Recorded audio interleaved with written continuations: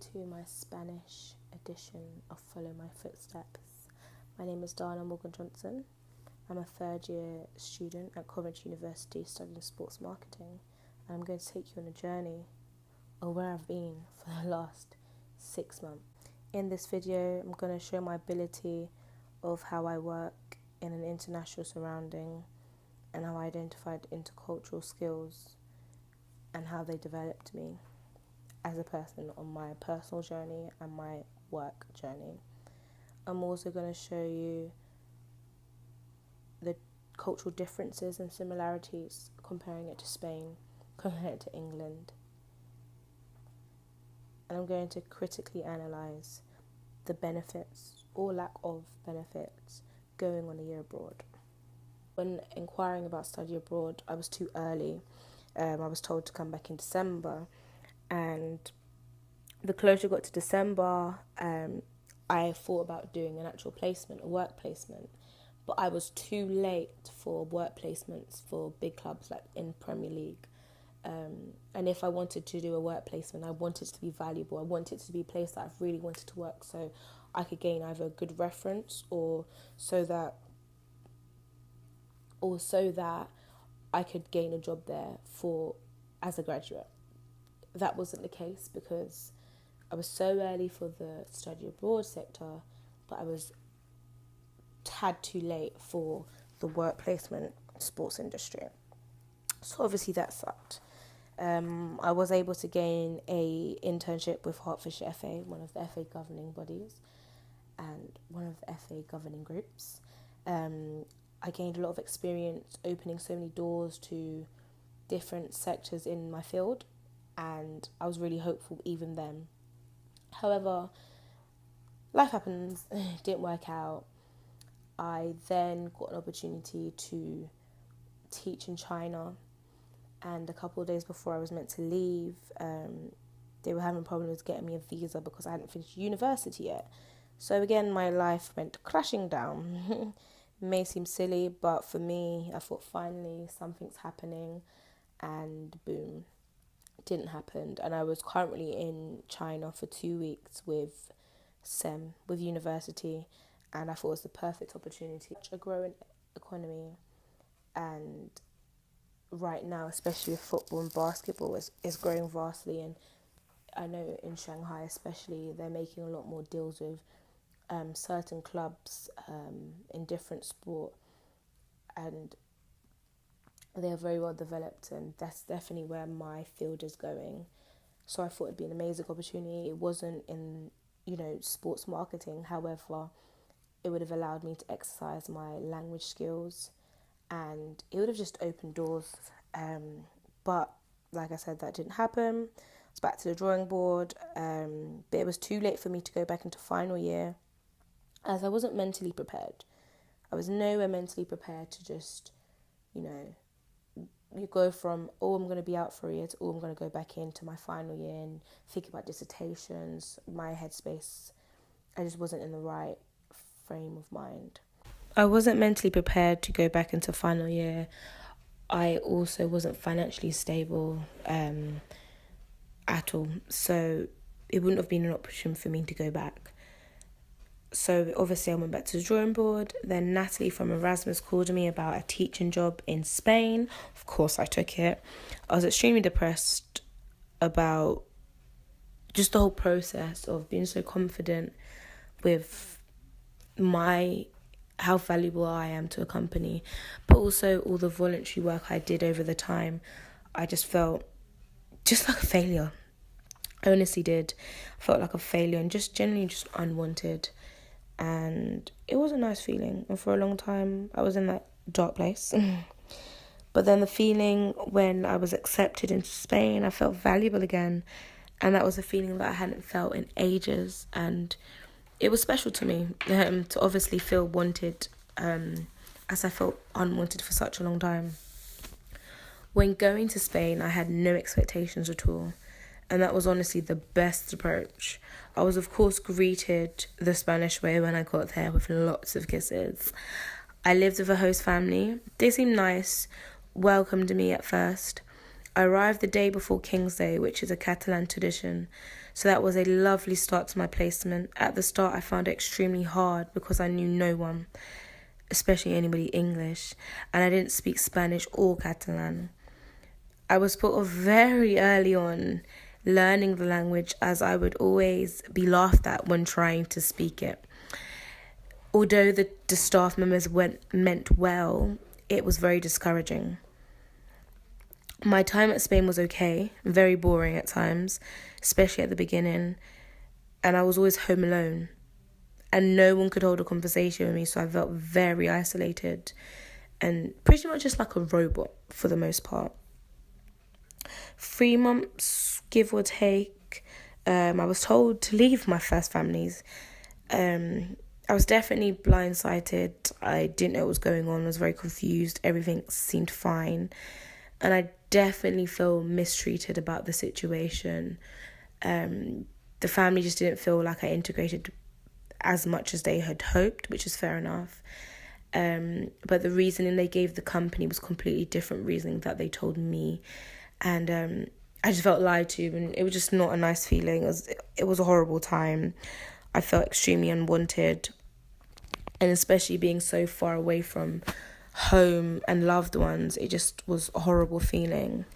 But thankfully, my future host mum, Celeste, took me in and just showed me love and treated me like her own child, which I didn't feel that from the first family, especially the mum. The mum made me feel very uncomfortable nearly all the time, especially at school and at home. So it was like walking on eggshells at all times. And Celeste from the get-go always took me in, tried to help me speak Spanish. And just overall, she was just the full package. And I obviously appreciate that with all my heart.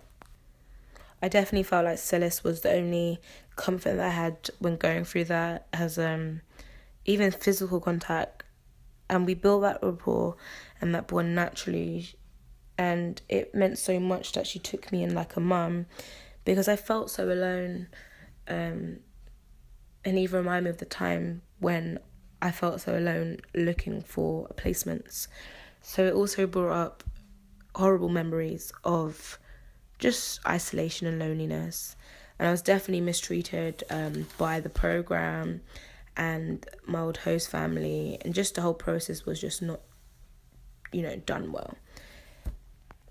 In Spain, it was definitely hard for me to adapt to their way of work. Not so much living. It was hard waking up really early, eating dinner at 9 p.m, because that's when I would be in my bed relaxing to go to sleep. But I was racially abused a lot by the kids, calling me a nigger and just reference to being black. And there was no support. I had absolutely no support from Spanish people in general. So like my host family, the new one and the old family, and the school. The school just handled the situation extremely bad.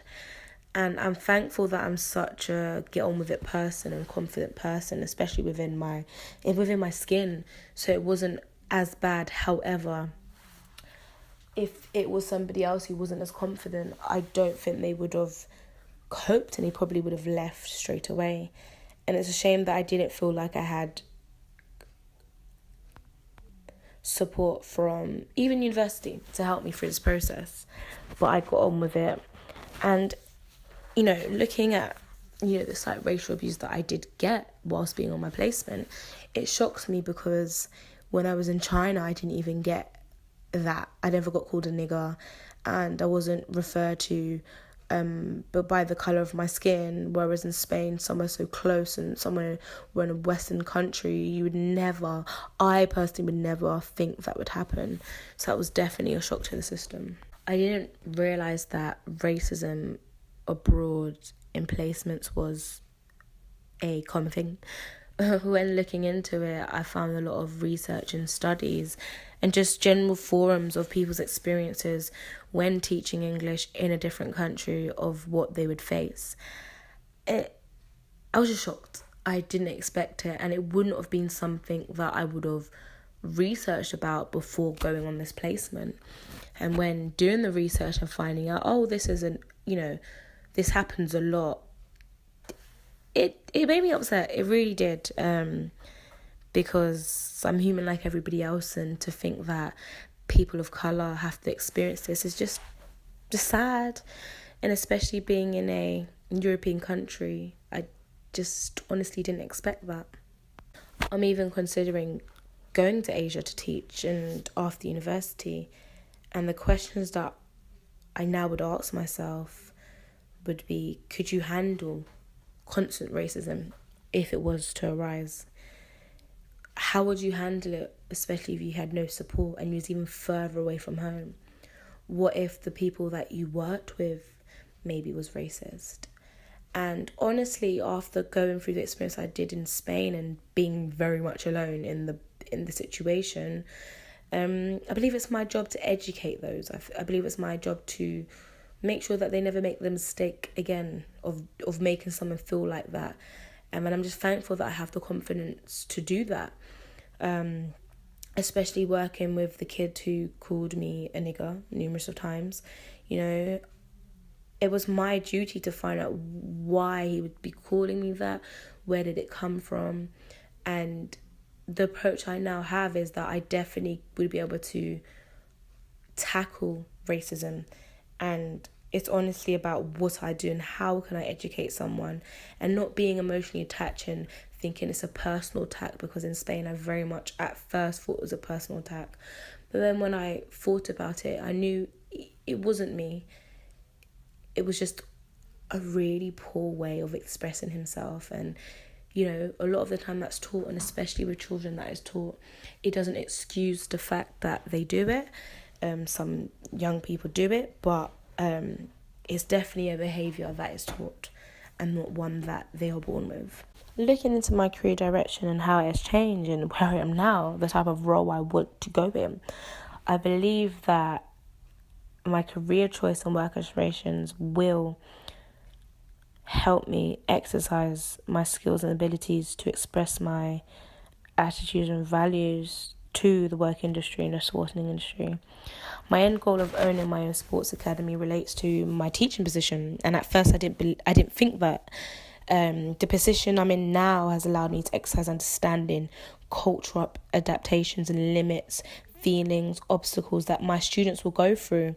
And even in the short term, working in, God willing, Premier League clubs, even what the academy players, the international academy players may be going through also. Also by myself being mistreated by company, Programme ACL, Coventry lecturers also, and faculty staff, and the St Ignace staff, it highlights aspects that I may have not thought about when in a senior role that I would be in the future. And this gives me another outlet that I would have never gotten if I had not been in the position that I was whilst in Spain. Of course, my skills have developed. Of course, they have. The experience I just went through and experience. In nearly every interaction, I was taken out of my comfort zone. And I definitely believe it made me develop and reassess skills and my reactions to ways of thinking. This and other international experiences gives the workplace another outlook on the world market. It's so important in industries such as sports because, like I said before, players coming from different countries, I now have first-hand experience of what they may be facing, and this makes myself more relatable to companies, also flexible to send me as a representative for their brand. And I think me learning new languages also helps that. And these skills were gained from international work and will help me improve my skills and help me build a global network. And this is beneficial to me because it allows me to be adaptable. It allows me to be open and just flexible and separate me from the rest.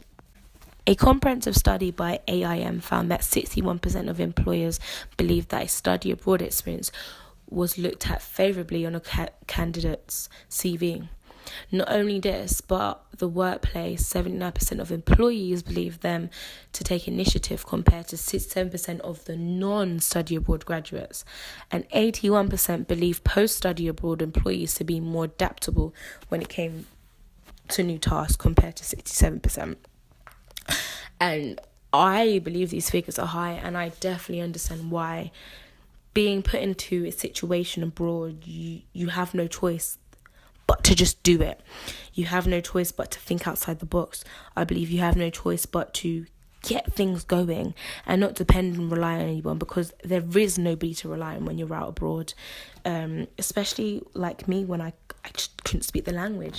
It was up to me to fill that void when there was a language barrier. It was up to me to make things happen. And I think me having this experience, when a situation arises, I'm not going to sit there and wait for other people to act upon it. I'm going to use my initiative and make it happen. And I wouldn't have been able to develop these skills if it hadn't been for me going on my placement abroad.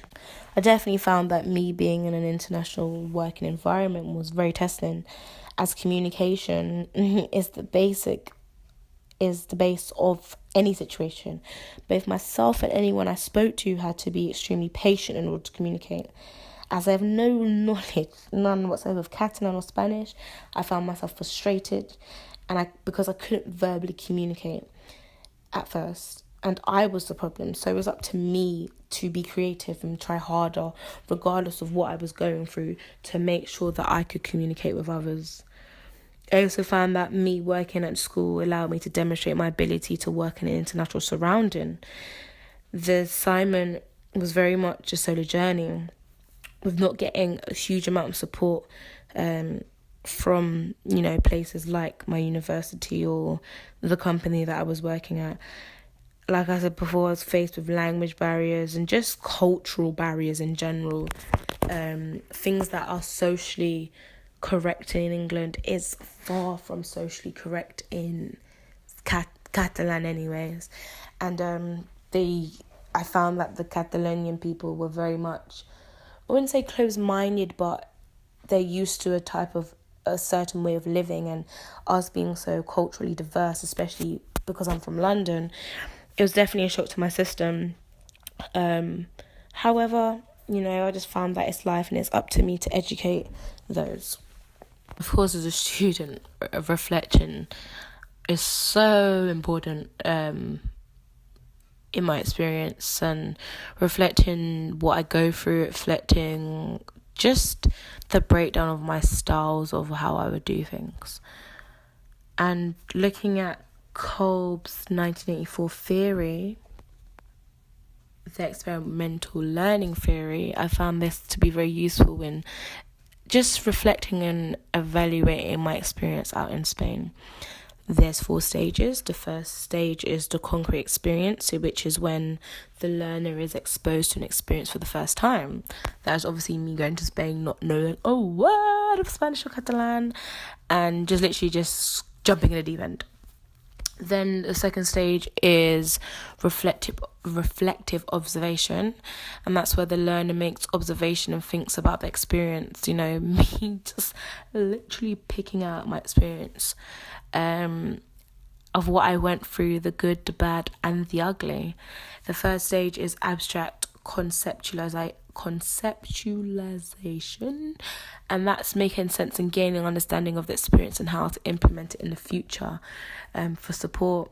And I think I definitely have done that in just understanding the decisions I made, and the good and the bad. So, going, being racially abused in different ways and having no support. But I felt like it was my job to educate the child and not condemn them, and even the staff around. There was moments where, for example, one of the teachers, especially when all the attacks were going on in London, called Muslims terrorists. And, I could have just ignored it, because that's just how people there in Manresa are. One, they don't think, and two, they just generalize people. And I didn't sit there and say nothing. I was like, no, you can't categorize every Muslim for how people are. And I refer to because it's a Catholic country and I'm a Christian myself, I refer to people like the KKK as I was like, they don't represent me, they don't represent you. So like, how dare you say that terrorists represent Muslims? So even in that aspect, I feel like it was my duty to make sure that that was never going to happen again. And although the staff member meant well, you know, it's just important that, you know, we do stuff. And the final stage is active experimentation, which is where the learner actively experiences a new or similar situation, and they implement any learning developed in the first stage and see whether the experience differs compared to the previous experience. And again, I definitely feel like I've done that not only in Spain, but in my before experiences, working at different places, and little things like time management, you know, sticking to a schedule, making sure I had things on time, making sure things were scheduled, whereas that was never the case before. And if maybe I hadn't highlighted it beforehand, you know, this could have been a problem, and this really could have hindered my placement.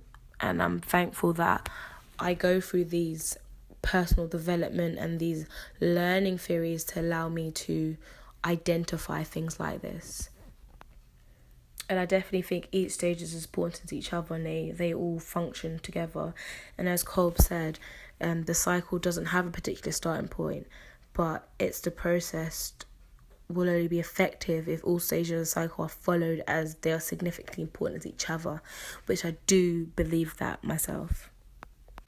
Also looking at Gibbs' 1988 reflective cycle, and I definitely like this cycle and this theory over the Kolb's theory. This theory is 6-part reflective cycle. The first is description of what happened. The second is feelings. How did I feel going through this process and evaluation?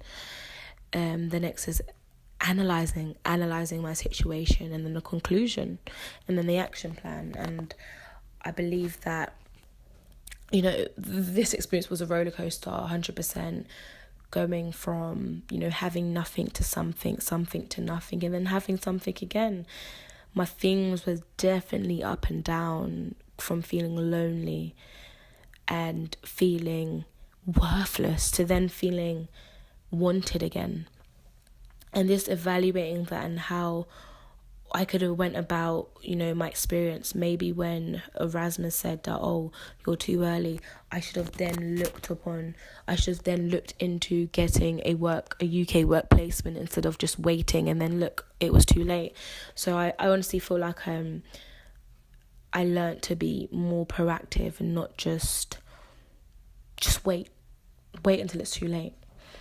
And that allowed me to analyse this and analyse the way I think and my thought process, and analyse maybe I'm not going about it the right way of when I want something. I put all my eggs in one basket, and that's not the way. And just generally, like, my overall conclusion is, you know,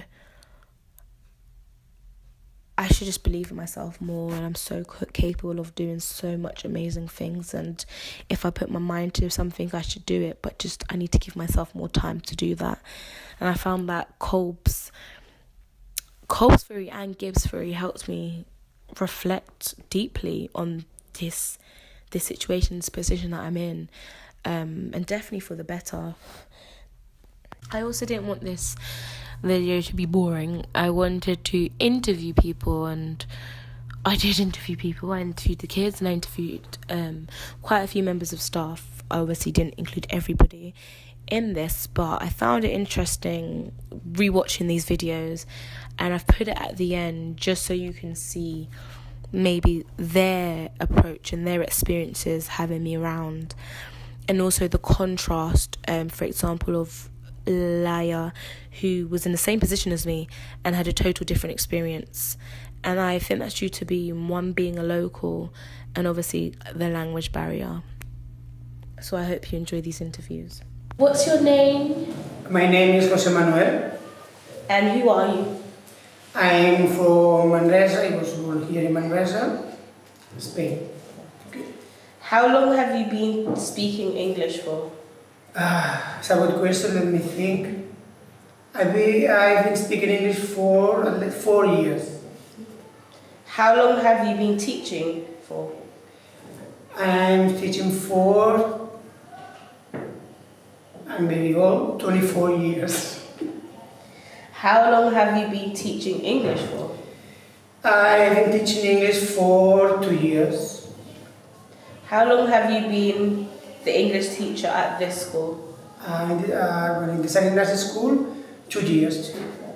The same. What's your most difficult experience here at the school? Uh, it's a good question. The most difficult experience, I believe, was a year when I had 2 children with some problem, with behavior problem. Yeah. It was very, very, very hard to work every day with them. Very challenging. And when you was working with them, was it just you and them, or was it you No, and them? no, not all the classroom. All the classroom. If a child does have behavioural problems, do they have a special teacher they're with, or is it the teacher who is teaching the lesson has to look after them and the whole class? It depends on the problem. Okay. Sometimes the children stay with all the classroom, and in some cases, a special teacher come to the class and they take it back. But nowadays, in our school, we try to teach all them together, to be an inclusive school. Yeah. Okay.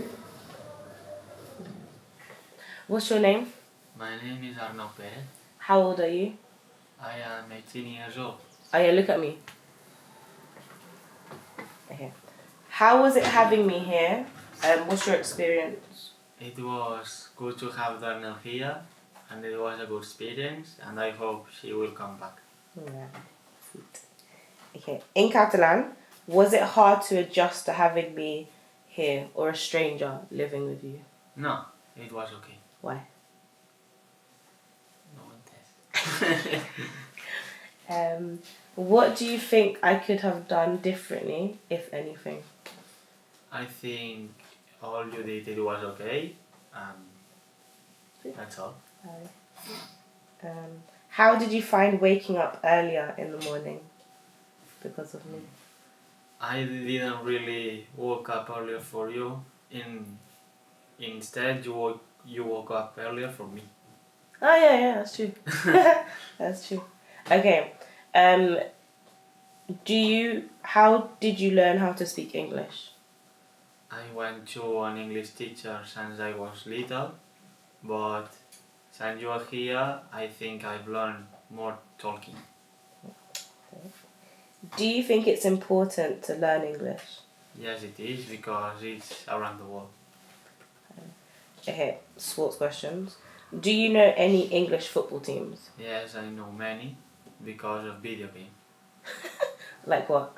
Arsenal, Chelsea, Everton. Good. Who's your favourite Spanish team? My favorite Spanish team is Athletic de Bilbao. Who's your favourite player? My favorite player is Neymar. What's your favourite sport? My favorite sport is football. I played when I was young, but I had to leave it for music. And where do you see yourself in 10 years? I see myself being a music teacher.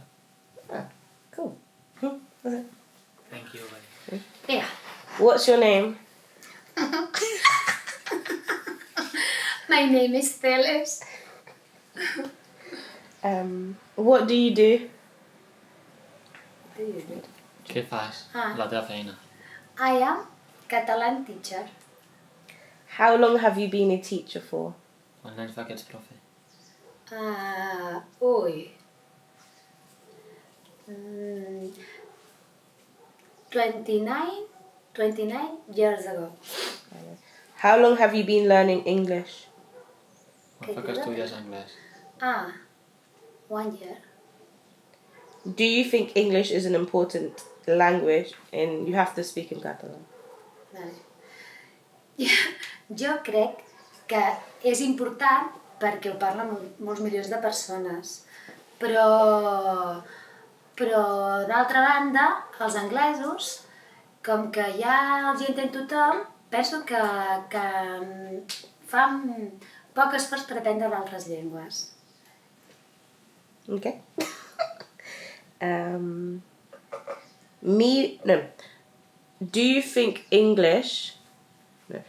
think it's important for young people, niños, to learn English? Yes, és very important. Me being here, has it helped your English? Què dic? Que ell estant aquí si t'ha ajudat el teu anglès. Honest. A lot, but when I wrong, When I'm wrong. you say no English. A lot of times. See. And I am Okay, vale. What's your experience being a host? què dic? Quina és la teva experiència sent una mare d'aquí? O sigui, tenir... Mare acollida? Sí. Ay, me ha gustado mucho. I lovely this experience. Why? I will repeat if I want. Hmm? I won't repeat. I want to repeat. In Catalan, can you explain a little bit more why you'd repeat? Per què, en català, que expliquis per què ho repetiries? Doncs perquè... perquè a mi m'ha agradat tenir-te, perquè ets una noia alegre i responsable, carinyosa, perquè cuines molt bé, ens has fet uns plats de cuina molt bons, has ajudat a casa i els meus fills, l'Oriol i l'Arnau, t'han acollit molt bé, t'han sentit molt bé dintre de la família, el meu marit també, tot i que passa poques hores aquí, i perquè a mi sempre m'ha agradat tenir una nena, una filla, no n'he tingut, i m'ha agradat tenir-te a tu. Okay. Do you understand me? No, I understand about the boys, that's about it. And was it hard to adjust having me here? Sí, va ser difícil tenir-la aquí, o sigui, preparar-ho tot perquè estiguis aquí. Bueno, in the first moment, I explained you that I didn't can tenir-la aquí, Com es diu això? No és que... Vale. Però perquè jo anava amb tu a parlar els dissabtes. I els dissabtes m'agradava, m'ajudaves molt i avançàvem molt amb la llengua i estàvem molt bé. I llavors, doncs, quan vaig deixar l'altra casa, jo vaig parlar aquí amb la meva família, van dir que els hi feia il·lusió i llavors, clar, l'habitació no estava en condicions. S'havia de pintar, el matalàs era molt vell i no hi havia mirall. Vaig pensar, si és una noia es podrà veure sencera quan es vesteixi i s'arregli. Així que vaig fer una mica de despesa econòmica, però tampoc no res de l'altre món. Comprar el matalàs, pintar i el mirall. I ja està. Va ser més que res, però ha valgut la pena. A mi m'ha agradat l'experiència i la repetiré segurament. Em sembla que sí. A més, tu ja saps que quan facis vacances, in holiday, if you want, Yes. you can return here. Gracias. De nada. Soon. Okay. ¿Qué te ha gustado de estar aquí en con mi familia? What have you enjoyed of being here with us? The fact that you wanted me. Yeah, I felt like I was wanted here rather than my old host family, and you guys are really cool and normal. So it made me feel comfortable being away from family and friends, and coming to your house, it was a lot easier to adjust. It was hard waking up early in the mornings, but it was really fun. Should I look this way or this way? Huh? In the camera, it's okay. Is it better if I look this way or this way? This way, this way. This way. This way, this way. This way. Yeah. Like I was. Okay, perfect. What was her question again? Què has dit? Que què li havia agradat més de viure amb la nostra família. No li has donat això. What do you have enjoyed more about our family? Ah, yeah, okay, keep going. The brothers as well, it was really fun. They welcomed me, and at first I thought it'd be awkward because obviously I'm a stranger. But it was cool, and they welcomed me with open arms. Then we got to do fun things, which I miss doing because my family's very active. Good look at you now. My family's very active, like you saw with my brother. And we like to do stuff together as a family, and so do you. The other family did, but I mean, because you guys are older, it was a lot better. And you guys did stuff like, for your birthday, I think that was one of my best experiences here, your birthday. So they're part of like a band, like a percussion band, and they came and played for his 80th birthday. That was sick. Ja m'ho explicaràs tu. No, que més preguntes. Ah, que més preguntes. Maybe next year I solicit Montse, directora, if I can have in my house another auxiliar de conversa. I want to know what things I can to be no, or to have better. To do better. Yes. I don't know. Because you was normal, like you're just a mum. So I understand. So you did mum things, what was just a little annoying, but it's mums. Like you remind me of my mum, if you understand what I mean. So like mums can be annoying, but it's a mum, and you wouldn't have it anyway. And because you were normal and you was relaxed and comfortable, and you didn't treat me differently to how you treated the boys, which made me feel like better. So if he was like, dinner, super, you did for me too. It's good. And then one morning, one day I was sleeping, and then you banged on the door, said, "Come on, let's eat." I said, "Okay." She said, "No, now." I said, "Okay." Like a mum, which is good, because it made me feel normal, and it helped with making the experience easier compared to my previous home. So be the same, don't change. Just be Celeste. Que no canvia res. Un altre.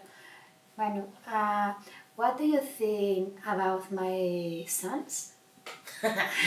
They're really cool. Your eldest son, he's cool dude. He's very interesting. I think it's interesting that he's just like, being in a different country, he's just like English males, if that makes any sense. In the sense of, he's obviously going through a time where he doesn't know what he wants to do, but he's very positive and he's very persistent and he keeps trying, which is really good. He has a really nice He has a really nice outlook on life, which is really important to have. And I can't wait to see him excel. And your little son. Yeah, you're a cool dude. Especially, no, I'm not gonna say that. That's rude. No, that's enough. Compared to maybe other people your age I've met, it's good that you know what you want to do, because it's very hard to know at such a young age what you want to do. And you're really determined and focused, especially on music, which is amazing. I tried to learn instruments and I gave up. Shit was hard. But you're very dedicated and persistent, and you're very loving. And you're respectful as well. Like, both of your kids are very respectful, which is good. Cool dude. Is finished the interview. Do you have any questions? It was okay. Oh, having you here. Gracias. De nada. Ara m'has de traduir. Està, finito. Hola, Després, finito. després. Ai, Déu meu. No, m'has de traduir, si no te n'oblidaràs. Hey, you know. This is what?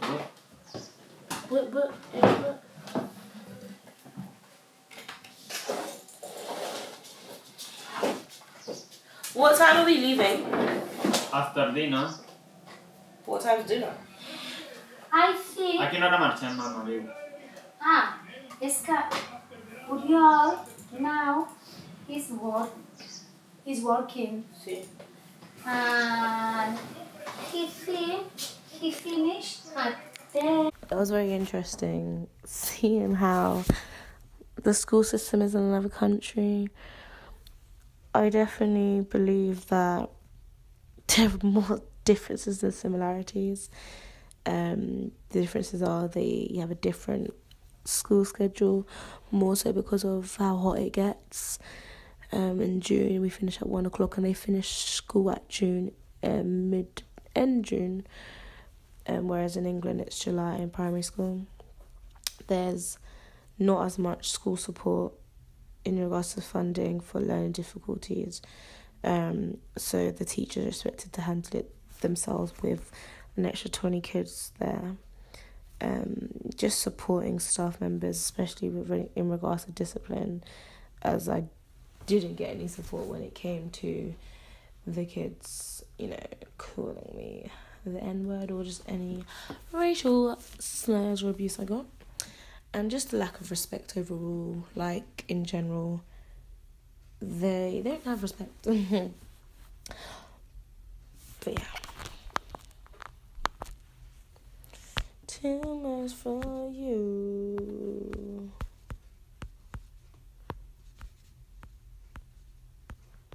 Why are you doing this?